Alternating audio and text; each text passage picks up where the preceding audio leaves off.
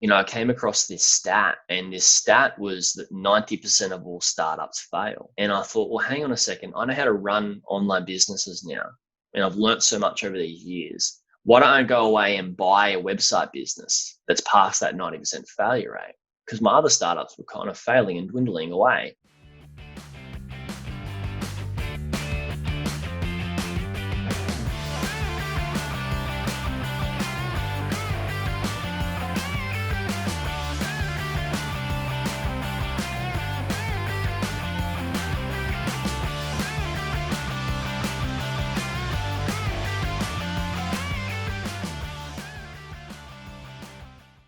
Hey guys, welcome back to the show. For today, we have Mr. Jaryd Krause. Did I pronounce that surname correctly? Yeah, Krause. Yep, you're Krause. on track. Very cool. Jaryd is an online business mentor or business coach, and you are going to be amazed about his story. I want to hear all about it, how he went from plumbing to building an online business empire. Take note, it's an empire, guys. My goal is just to retire, not to build an empire, but he has built an empire, and he is just 32 years old, same as my age, and I want to know how you do it. Welcome to the show, Jaryd. Thanks so much for having me, Sean. Where to begin? Actually, the starting question would be super simple, and I'm sure you get asked this a lot, and it is a breeze for you to answer. I just want to know your entrepreneurial journey. So how did you start from being in the plumbing industry? How did you get the idea for buying onlinebusiness.com? What inspired you to say, oh, you know what? I can do much more than this. I can build an online business empire. Yeah. So basically, I was plumbing. I got a job straight out of school. Well, I was still in school when I was plumbing. I did 3 days of school and 2 days of plumbing per week, all because I was pretty much dubbed that I wasn't very smart when I went to school, and I went into the I guess dumb's the worst word for it, especially for children. But I went to dumb English and dumb maths is what they called it. And so I just believed that I wasn't going to do any office work or job and stuff like that. So I went in and started working on the tools. And over that process, I was working big hours. I was working like 60 to 70-hour work weeks and commuting in my car, an hour to work or an hour and a half to work and then back home again. And it was just very tiring. And because I worked so much on the weekends, I just kind of wanted to just like get away from that and just started partying and went down a pretty bad track with drinking and doing silly things. So over time, I started to save my money as a plumber, and I just really had this massive desire to travel. So I started traveling and went to all these different places around the world and took big, long trips. So I'd save up money for, a year or more, and then I'd take about 6 months off and I'd go traveling. Then I'd come home with no money and then do it again. I did that process again and again. What I realized on one of my trips, I was living in Egypt, and I was a dive master. So I was teaching people to dive and taking them scuba diving around the reef and stuff. And I realized on this trip that, hang on a second, like I'm just running away. I'm just saving my money and I'm running away from the life that I have in Australia. It wasn't good. So I really decided I needed to create a new life. I really needed a goal. So my goal was to work out how I could continue doing what I actually loved, which was traveling. So I literally typed into Google, Sean, how to travel the world and make money online. Which was quite funny. And Wow. yeah, that's Just where my ask journey Google. started. Yeah, just ask Google. Google University, it's my whole education. Yeah, and so that's where it started. And then I started seeing that, okay, cool, a travel blog. I'm gonna have to go down this route, and put my hand up and just went fully into travel blogging for a few years. And they said it was really hard, and it is. They're right. It's really hard. And I realized that everybody with an iPhone and the internet connection started to become my competition, because everybody was basically traveling and becoming a travel blogger, and you see all this stuff online everywhere. Everybody's traveling 24/7. So I realized I need to start my own website business. And so I started my own website business, and I didn't make much more money either. I made a little bit of money, but not much. And that's because I didn't really know what I was doing. I didn't know anything about digital marketing. And from there, I was still working. I went back and working on the tools as a plumber, and I came across this stat, and this stat was that 90% of all startups fail. And I thought, well, hang on a second. I know how to run online businesses now, and I've learned so much over these years. Why don't I go away and buy a website business that's past that 90% failure rate? because my other startups were kind of failing and dwindling away. And so that's what I did is I typed into Google again, how to buy website businesses. And there was not really anybody teaching people how to buy website businesses and do due diligence and the research that you need to do and the things you need to check off to make sure you buy a good investment. So I taught myself and I bought a business, and then I bought another one. And from these two businesses, I was making more money from my day job as a plumber. So I quit and I went traveling and I bought another business. And then on my travels, what happened was people like, hang on a second, how come you don't need to get a job when you go away? Or how come you don't need to go home and earn some money? And I told them my story, and they're like, wow, like you need to teach me how to buy websites. And I finished one of my trips and realized, right, that's what I want to do is like, I want to help people. That's where buying online businesses was created. It's an amazing story. And what was the timeline? Like, I know you've brought us through what happened until you were able to start this up, but how long were you like doing plumbing? How long were you traveling that and resetting, going back to Australia and redoing it all over again? And how long until you were able to finally hit that idea and start and just take it off the ground? Let me see. Plumbing since 2005 to probably 2015, I quit my job. And in between that time span, I was traveling. So quite quickly, after 3 years or my 4-year apprenticeship, I went and traveled a lot. So I'd spent probably half my time overseas and half my time plumbing. Prior to, I think I started my first website business at the end of 2012 when I started travel blogging. And from there, I started learning a bunch throughout 2013 and 2014. And at the end of 2014, I bought my first business. And then 2015, I bought another one and quit my job. And then, up until today, a lot of people have been reaching out and wanting to learn. And that's where we've got the business, the podcast, and all the things that I do now. Clients are doing really good. Clients are making, thousands to tens of thousands of dollars a month from their businesses that they've bought. Yeah. So that's the time frame. That's amazing.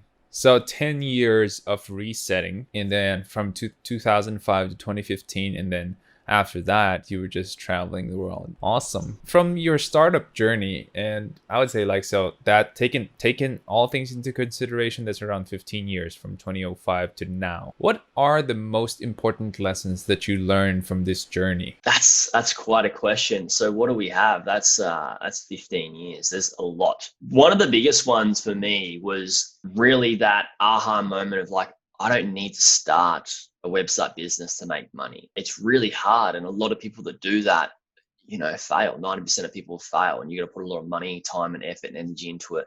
So that's a big lesson that I learned. Another big lesson that I learned was that every time that I made a mistake, I needed to reflect back on it. And a lot of people talk about how you should learn from your failures, and failures are just lessons. And that is true, but only if you decide to do this crucial step, which is reflect back on them and really digest them and break them down. And what did I do wrong here at this certain stage that made this thing unravel or not work or blow up or, whatever happened?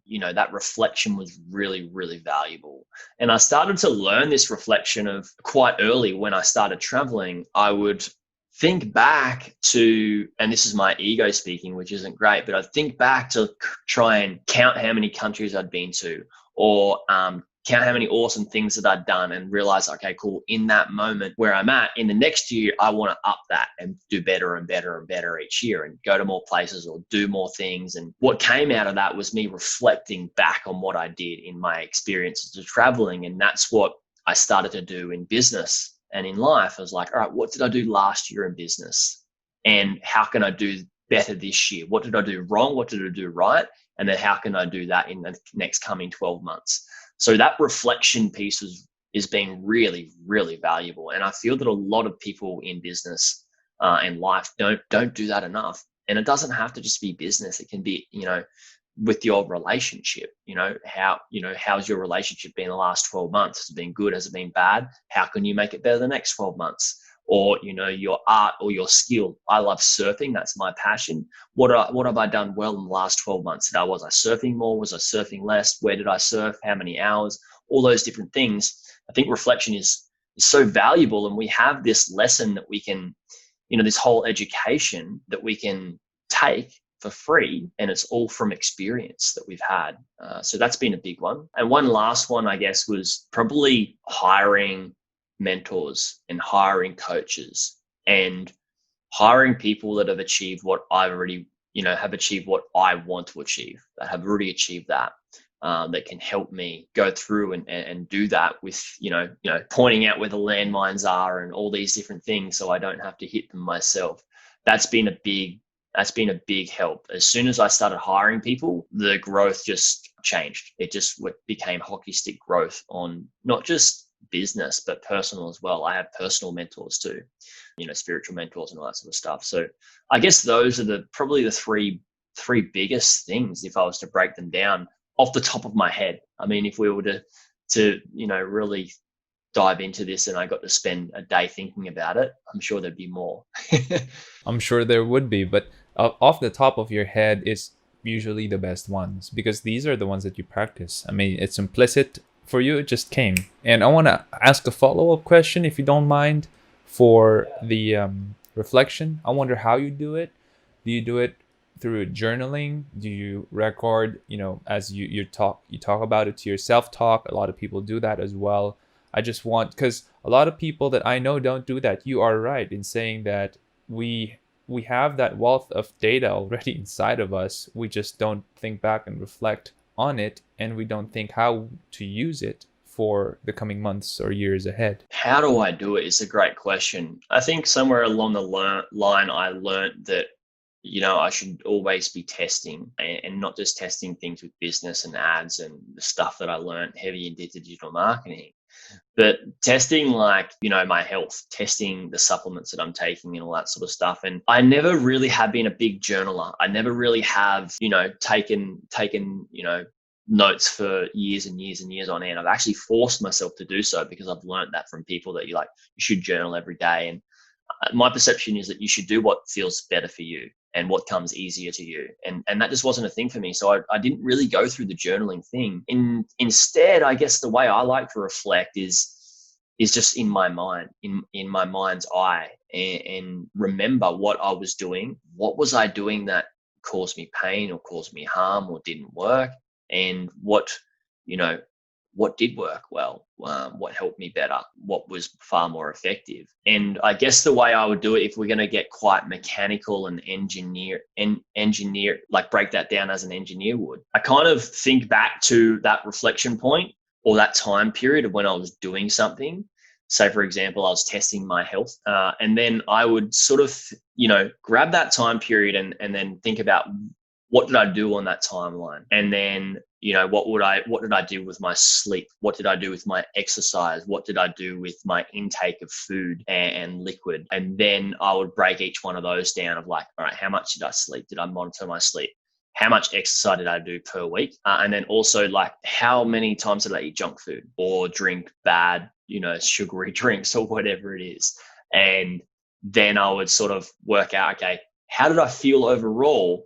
And ask myself that question back in that experience, and then put myself in today's presence and go, all right, cool. What worked then? What didn't work then? How can I make that better in the next coming period that I need to? So I guess that's kind of how I break it down. I'm actually doing this on the fly as I go, because I've never really, that's such a good question. I've never really dug into it like that. So thank you for helping me learn that. No, we're both learning from each other. And what you said is super awesome. Not a lot of people would really journal every day. I don't journal every day. I journal usually, I used to journal every day, but now once a week, once every 2 weeks, when a life goal, trauma, those things, because it helps me to process things and think.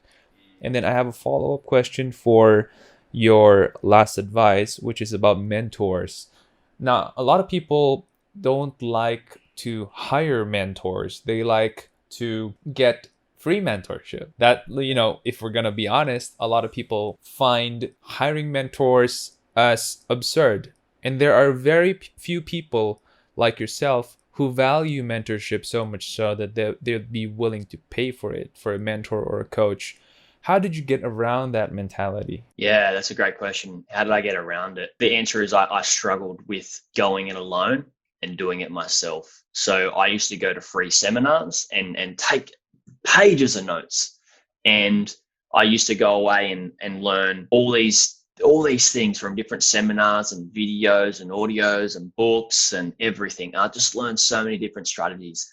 And what I do is I take them and put them into my business or into my life and go away and do that. And over a long period of time, it didn't work. And I kept hearing, and I feel into my gut with this as well, a lot of people saying, hey, you need to hire a coach, you need to hire a mentor, you need to hire somebody who's already achieved what you want to achieve, so they can fast track you so you don't make the same mistakes they did. And I'm like, and one day I just decided, stuff it. I'm going around in circles here. I've learned so much, but I don't know what to do. I've got information overload. And I feel it's the same with, the amount of data that's on the internet that you can learn for free or in books or in podcasts is incredible. It's absolutely infinite, the amount there is. So if you're in a position and you don't know what to do, then there's a gazillion ways or a gazillion different strategies that can help you. And what happens is you can try them all and you can go around in circles, or you can try a bunch, throw paint on the wall and see what sticks. And a lot of the time, most of the paint or the spaghetti will fall off the wall and you're left back at square one. And that kept happening to me. So what I learned by hiring mentors was that I was told what not to do and what to do specifically. So they cut out all of the noise of all these other things that I could do, all these thousands of different business strategies or health strategies or whatever it is, cut it all out and just told me what to focus on, because we've only got a certain amount of energy, a certain amount of time, and a certain amount of focus we can have towards something. So I worked out what to focus on, what was the most important thing, and then scrap the rest. And that hyper focus on the right area with somebody pointing out those landmines along the way had really helped me. So that's how I came to it, is through experience of struggling for years and years and years. And it wasn't until I decided to make that crazy investment that was so scary and so hard to part with my cash, and I wasn't certain that I was going to get a result. It was definitely a gamble at the time, because you're investing in somebody that you don't really know that well. That's how I came to it. And I want to dig a little bit deeper on that one. So how did you find out about this mentor? You mentioned you don't really know this person that well. A lot of people are wondering, well, how do I know who to ask? And if he or she is living the life that I want, then why would he or she mentor me? Because they're already up there. Why would he or she give me time? These are legitimate questions that people are really wondering about mentorship and coaching. And what's the story behind it? How were you able to approach and find this mentor? First and foremost, the idea of believing that somebody else, who's already achieved a certain goal, why would they teach me if they've already achieved that? Like, what's in it for them? I think that's such a limiting belief, because it depends on and I get this question a lot. It's like, look, people like, why would I hire you? Why would I work with you? Why would I do your courses and your programs and all that sort of stuff? It's like, you don't have to. If I don't vibe with you, that's A-okay with me. You should find somebody that does, though, because it will help you. What I get out of it is, sure, those people who do get paid to be mentors, they make money. Sometimes money isn't the most important driver, because they've got a bunch of money. It's not like they need more, but the fulfillment is definitely something that's going to help them get out of bed. So I'm really excited when I get out of bed in the morning and I know that I can go for a surf. After I come home from a surf, I've got all these clients that want to speak to me, that are eagerly wanting to speak to me. They go away and implement what I talk about, and they take action. They get great results. That is hugely fulfilling for me. Why? Because I'm not just making money. Like, they're making so much more money I'm providing far more value than the money that I'm making. What really is fulfilling to me is seeing somebody else replace their income, somebody else buy a business and have a far better life. Why? Because that means their kids have a better life and their kids have a better life. So for me, that limiting belief of like, why would somebody be my mentor when they've already achieved it before? I think it's a huge limiting belief. In terms of the question of like, how do you decide who is a good mentor, who's right for you? This is such a tough one. There's two ways that you can decide, in my opinion, that I'll speak to at the moment. And one of which is results. So look at that person who's already achieved what you want to achieve and has helped somebody else achieve what you want to achieve. And look at their case studies, look at the results they've gotten, and ask yourself, if you were to put yourself in their client's shoes and you took a bunch of action, do you believe wholeheartedly that you could get similar results to them? And if so, and those results are good, then that may be a good mentor. So maybe go out and find a bunch of different mentors that help people in the area that you want help with. Look at what their clients and case studies are, break them down and see which fits with you best.